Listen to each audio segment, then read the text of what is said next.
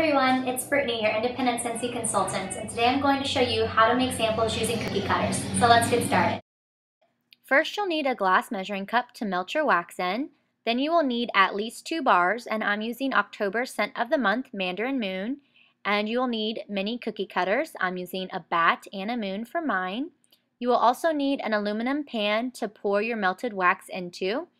And then many baggies, because I like to place my samples in the bags, and then labels to label what the name of the scent is. So first you'll go ahead, you'll take the wax out of your packaging and put it inside the measuring cup. I like to break my wax up into pieces, as you can see, because my measuring cup is small. It's only a 1-cup measuring cup, and if I put the wax in whole the way it is, it won't fit.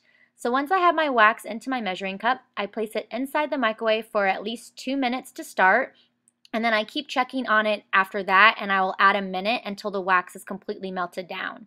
Now when taking your wax out of the microwave, be sure to use a hot pad or a towel because the glass measuring cup will be extremely hot and you do not want to burn yourself.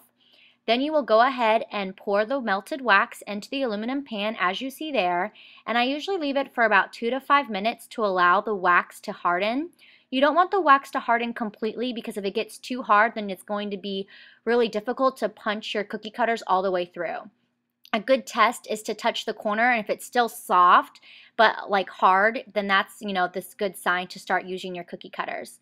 So as you can see, I'm using my bats and my moons to make my samples.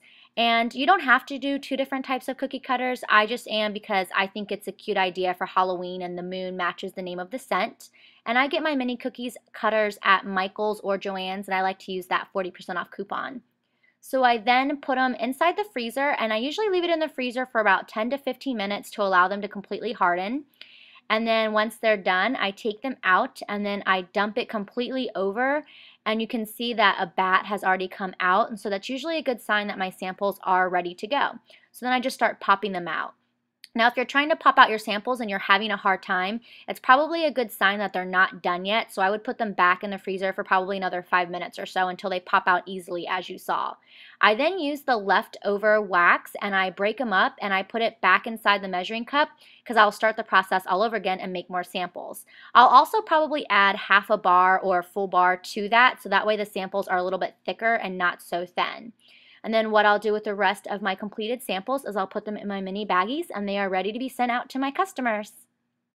So these are how I make my samples using cookie cutters. I hope you enjoyed this video. If you would like one of these samples, please just send me a message with your information and I will mail one out to you.